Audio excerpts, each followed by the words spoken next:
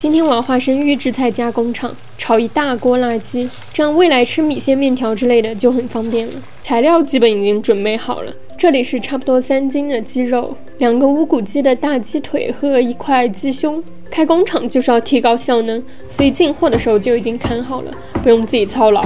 当然还是很有良心的，自己洗了一遍。这一盆是紫苏，被供应商骗了，差不多扔了一半。但它可以增加点独特的风味，和其他工厂加工的就形成了差异化。我老从紫苏身上闻到一股芝麻味。这一包是糍粑辣椒，也是我网络进货的，虽然也就意味着有点添加剂，但谁让我们要追求高效能呢？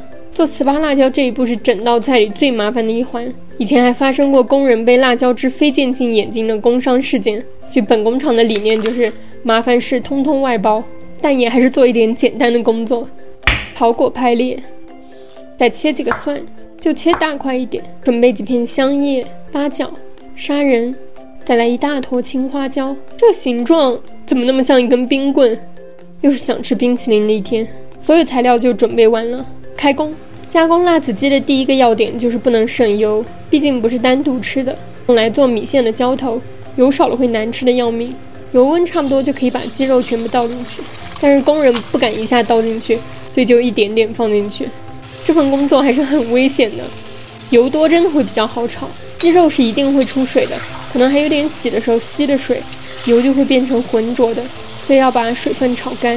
看这个水多的，还以为在炖鸡汤呢，还搞出点土鸡的颜色来，看的人都想来一碗这个水油混合物。但还好，我只是一个勤劳的工人。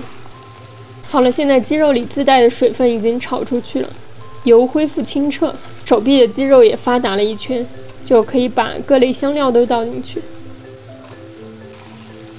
此时应该先把鸡肉捞出来，炒糍粑辣椒，炒香再混合。但本工厂的工人开始偷懒，就把鸡肉扒到一边，把辣椒倒进去。辣椒一进去就感觉把油都吸走了，这时候也容易粘锅，所以要不停地搅。真的，开这种工厂需要机械臂。因为这个糍粑辣椒是自带盐的，我就稍微补一点酱油。鸡肉炒的稍微咸一点也可以，因为是做浇头用。最后把紫苏加进去，我突然觉得是不是应该切一下，喂食一碗，就把它使劲的往油里按下去。紫苏因为是做香料用，多在油里炸一炸，这样也比较有利于保存。差不多已经好了，看起来是还不错，我来尝一块。好吃，就是第一次加工，没有经验，我感觉油还是放太少了。看来放油的时候真的要狠下心。今天这个紫苏炒辣鸡就终于完工了，放凉了以后直接分装，然后冷冻就可以。今天我炒的时候没有加水，所以光冷藏也是能放一段时间的。不过还是先趁热打铁来吃一碗吧。豆芽、韭菜垫底，加一点点盐、酱油，烫好的米线铺上去，刚才炒好的辣鸡舀一些上去。越舀越觉得油实在是放少了，不过看着还是很美味的。最后再来点香菜，就直接用白水来做汤，这不就是体现辣鸡浇头意义的时刻吗？水放进去以后，红油浮起来了一些，看着还可以，搅拌一下，把炒的料的味道充分拌到汤里，拌开看着就没有刚才那么寡淡了。吃一口，还不错，这米线吃着就像有汤底的味道，不是白水的感觉。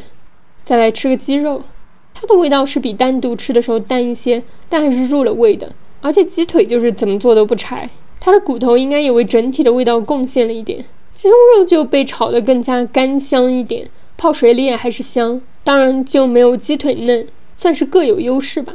看来本家工厂的骨肉比例还不错，当然得肉率也挺高的。紫苏叶已经完全被炸枯萎了，吃着像在嚼一片没有味道的塑料皮，它的香味都贡献给了这锅，不过也不算太浓郁，淡淡的香味。